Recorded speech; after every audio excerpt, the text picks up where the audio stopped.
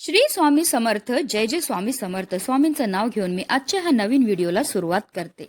हिंदू धर्मात माघ पौर्णिमेला विशेष महत्त्व दिलं गेलं आहे. या दिवशी पवित्र नदींमध्ये स्नान करणे आणि दान करण्याला विशेष महत्त्व आहे.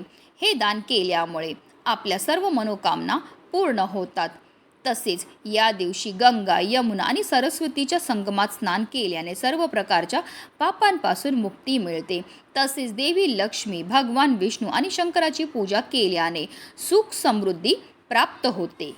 हिंदू पंचांगानुसार माघ महिन्याच्या शुक्ल पक्षातील पौर्णिमा तिथी 11 फेब्रुवारी रोजी संध्याकाळी 6:55 सुरू होईल, तर 12 फेब्रुवारी रोजी संध्याकाळी 7:22 समाप्त होईल.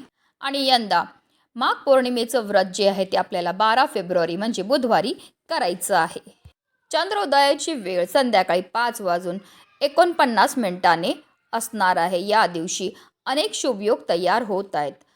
सौभाग्य आणि शोभन योगामध्ये केलेल्या उपासनेने आणि दानाचे आपल्याला शाश्वत फळ हे प्राप्त होत असतं. तसेच अश्लेषा आणि माघ नक्षत्राचा योग जो आहे तो अत्यंत शुभ मानला जातो. या काळात पवित्र नदीत स्नान आणि पूजासाठी विशेष महत्त्व हे दिलं जातं. तसेच शिवयोग हा भगवान शिव आणि विष्णूच्या पूजेसाठी विशेष फलदायी मानला जातो.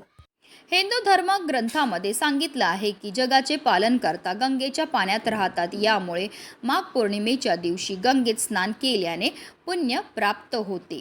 तसेच माघ पौर्णिमेच्या दिवशी चंद्रदेव आणि लक्ष्मीचीही पूजा केली जाते.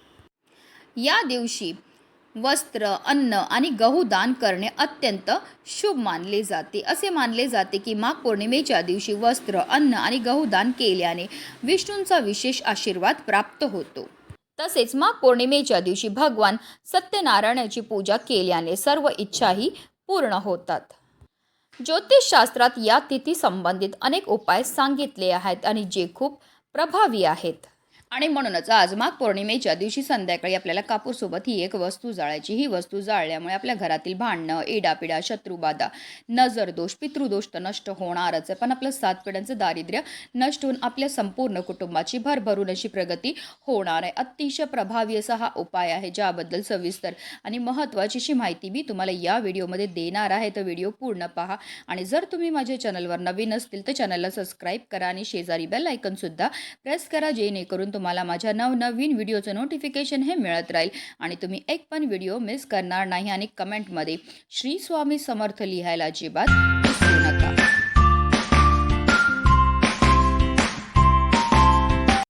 अगदी माझ्यापासून तुमच्यापर्यंत प्रत्येकजण खूप मेहनत करतो, खूप कष्ट करतो, जेणेकरून आपल्या आयुष्यामध्ये सुख समृद्धी नांदेल. पण बऱ्याचदा काय होतं ना, आपल्या घरामध्ये काही दोष असतात किंवा आपल्यामध्ये काही दोष असतात, त्यामुळे सुद्धा आपल्याला कोणत्याही क्षेत्रामध्ये यश हे मिळत नाही. आपण मेहनत तर करतो, कष्ट तर करतो, पण आपल्या कष्टाला आपल्या नशिबाची साथही मिळत नाही. आपल्या घरी पैसा तर येतो, पण आलेला पैसा टिकून राहत नाही. जर आपल्या घरामध्ये वारंवार भांडणं होत असतील, कलह होत असतील, आजार पण येत असेल, नवरा बायकोचं पटत नसेल, किंवा आपली मुलं अभ्यास करतात, त्यांना केलेला अभ्यास लक्षात राहत नसेल, किंवा आपली मुलं खूप शिकलेली आहेत पण त्यांना मनासारखी नोकरी प्राप्त होत नसेल, त्यांच्या विवाह जुळण्यामध्ये समस्या येत असतील, नोकरी व्यवसायामध्ये यश मिळत नसेल, तर या प्रकारच्या समस्या का निर्माण होतात? तर त्या निर्माण होतात आपल्यामध्ये की आपल्या घरामध्ये असणाऱ्या दोषामुळे. जर आपल्याला की आपल्या घराला नजर लागलेली असेल, किंवा घरामध्ये वास्तुदोष असेल, कुंडलीमध्ये पितृदोष असेल, किंवा ग्रहदशा चांगली नसेल, राहू, केतू, शनी या ग्रहांचे दुष्प्रभाव असतील, तर यामुळे सुद्धा आपल्या जीवनामध्ये अशा प्रकारच्या समस्या ह्या निर्माण होतात. आणि ह्या काही तिथी आहेत, या तिथींना जर आपण काही प्रभावी उपाय केले तर त्यामुळे निश्चितच आपल्याला या सर्व दोषांपासून मुक्तता मिळण्यामध्ये मदत ही मिळत असते. आता हा उपाय आपल्याला कधी करायचा? तर हा उपाय आपल्याला आज संध्याकाळी 6 वाजल्यापासून 7:30ची जी वेळ असते ती माता लक्ष्मीची आगमनाची वेळ असते. आणि त्यावेळेमध्ये जर आपण काही प्रभावी उपाय केले तर त्यामुळे माता लक्ष्मी आपल्यावर प्रसन्न होते आणि तिचं अखंड आगमन आपल्या घरामध्ये होत असतं. पण आता काही कारणास्तव तुम्हाला या वेळेमध्ये हा उपाय करणं शक्य नसेल, तर अगदी रात्री 12 वाजेपर्यंत सुद्धा तुम्ही हा उपाय जो आहे तो करू शकतात. हा उपाय सुरू करायच्या अगोदर सर्वप्रथम आपल्याला देवघरामध्ये दिवा हा प्रज्वलित करून घ्यायचा आहे. कारण कोणतीही सेवा किंवा कोणताही उपाय जर आपण अग्नीच्या साक्षीने केला तर त्यामध्ये निश्चितच आपल्याला यश हे प्राप्त होत असतं. त्याचबरोबर आपल्याला तुळशी मातेच्या इथे सुद्धा दिवा हा प्रज्वलित करून घ्यायचा. आपल्या मुख्य प्रवेशद्वाराच्या बाहेर सुद्धा आपल्याला एक दिवा हा लावून घ्यायचा आहे आणि त्यानंतरच आपल्याला हा उपाय जो आहे तो करायचा. हा उपाय सुरू करायच्या अगोदर सर्वप्रथम आपल्याला आपल्या घराच्या सर्व दरवाजे आणि खिडक्यासुद्धा खोलून ठेवायच्या आहेत. कारण आपल्या घरामध्ये असणारी जेवढी पण नकारात्मकता, इडापिडा आहे, दोष आहेत, अलक्ष्मी आहे, तिला आपल्याला घरातनं बाहेर काढून टाकायचं आहे. आता ह्या उपायाकरता आपल्याला एक मातीची पंतीही लागणार आहे. कारण मातीच्या पंतीमध्ये सकारात्मक अशा लहरी असतात. त्या मातीच्या पंतीमध्ये आपल्याला एक शेणाची गौरीही ठेवायची आहे. आता तुम्ही गावा साईडला राहत असतील तर शेण तुम्हाला सहज भेटून जाणार. पण आता तुम्ही गावा साईडला राहत नाही तर जिथे पूजेचं साहित्य मिळतं तिथे सहज तुम्हाला शेणाच्या गौरीचे छोटे छोटे पॅकेट्स हे भेटून जाणार आहेत. शेणामध्ये साक्षात माता लक्ष्मी निवास करते आणि जेव्हा पण आपण घरामध्ये शेण जाळतो त्यामुळे आपल्या घरामध्ये असणारी जेवढी पण नकारात्मकता, इडापिडा आहे, दोष आहे, दारिद्र्य ते दूर होण्यामध्ये मदतही मिळत असते.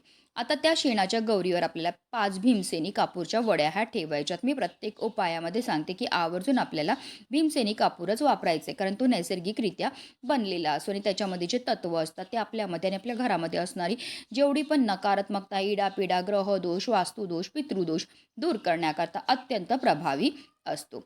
तसेच त्या मातीच्या पंतीमध्ये आपल्याला 5 लवंगा आणि 3 हिरव्या वेलची सुद्धा ठेवायच्या. ज्या लवंगा आणि हिरव्या वेलची आपण ठेवणार आहेत त्या व्यवस्थित पाहून घ्यायच्यात.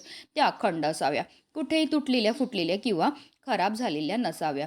ज्याप्रमाणे लवंगा आणि वेलची आपल्या जीवनाची चव वाढवतात त्याचप्रमाणे आपलं भाग्य उजळायचं कामसुद्धा करत असतात. तसेच लवंगा आणि वेलची हा माता लक्ष्मीला अतिशय प्रिय आहेत आणि जेव्हा पण आपण लवंगा आणि वेलचीपासून काही उपाय करतो तर त्यामुळे माता लक्ष्मी आपल्या घराकडे आकर्षित होत असते. त्यानंतर आपल्याला थोडेसे काळे तिळ हे घ्यायचे. तिळांची उत्पत्ती ही श्रीहरी विष्णूंच्या घामापासून झाली होती. तसेच काळे तिळ हे आपल्या पितरांना सुद्धा समर्पित आहेत आणि जेव्हा पण आपण तिळांपासून काही उपाय करतो त्यामुळे आपल्या जीवनामध्ये असणारा प्रकारातला प्रकार, पितृदोष, ग्रहदोष, शत्रुपीडा दूर होण्यामध्ये मदतही मिळत असते. आता हे काळे तिळ आपल्या उजव्या हातामध्ये घ्यायचे आणि आपल्या घरामध्ये जेवढे पण सदस्य आहेत त्या प्रत्येक सदस्याच्या डोक्यापासून पायापर्यंत 7 वेळा आपल्याला हे काळे तिळ जे आहेत ते उतरवून टाकायचे आणि त्यानंतर हे काळे तिळसुद्धा आपल्याला त्या मातीच्या पंतीमध्ये नेऊन ठेवायचे आहेत. आता देवघरामध्ये प्रज्वलित असलेल्या दिव्याच्या मदतीने आपल्याला ह्या मातीच्या पंतीमध्ये असणारा जो कापूर आहे तो प्रज्वलित करून घ्यायचा आहे. कापूर प्रज्वलित झाला की त्यामध्ये आपल्याला 2 ते 3 थेंब शुद्ध गाईच्या तुपाचे सुद्धा टाकायचे. तूप टाकल्यामुळे प्रचंड धूर हा निर्माण होतो.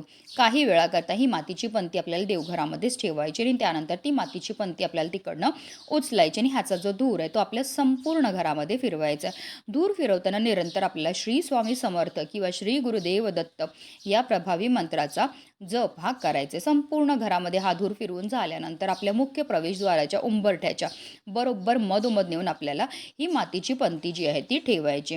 जिथपर्यंत कापूर प्रज्वलित आहे तिथपर्यंत निरंतर आपल्याला श्री स्वामी समर्थ, श्री स्वामी समर्थ या प्रभावी मंत्राचा जप हा करायचा आहे. जेव्हा आपण कापूरसोबत या वस्तू जाळतो त्याचबरोबर मंत्राचा जप करतो त्यामुळे आपल्या घरामध्ये असणारी जेवढी पण नकारात्मकता, इडापिडा, दोष आहेत, अलक्ष्मी ती घरातनं काढता पाय करून निघून जाते आणि ज्या घरामध्ये कोणतेही दोष नसतात त्याच घरामध्ये माता लक्ष्मीचं आगमन हे होत असतं. आता जेव्हा या मातीच्या पंतीमधनं कापूर शांत होईल त्यामध्ये काही वस्तू असतील ज्या जळालेल्या असतील, काही नाही जळाले असतील तर त्या वस्तू आपल्या घरापासून लांब नेऊन आपल्याला फेकून द्यायच्यात. अशा रीतीने आपल्याला हा उपाय जो आहे तो आजच्या दिवशी करायचा. हा उपाय केल्यामुळे आपल्या घरामध्ये असणारी जेवढी पण नकारात्मकता, भांडणं, इडापिडा, शत्रुबाधा, नजरदोष, पितृदोष नष्ट होऊन आपलं 7 पिढ्यांचं दारिद्र्यही नष्ट होतं आणि आपल्या संपूर्ण कुटुंबाची भरभरून अशी प्रगती होणार आहे. म्हणूनच व्हिडिओ जास्तीत जास्त लोकांपर्यंत शेअर करा जेणेकरून प्रत्येकाच्या आयुष्याचं कल्याण हो हीच मनामध्ये इच्छा. श्री स्वामी समर्थ. जय जय स्वामी समर्थ.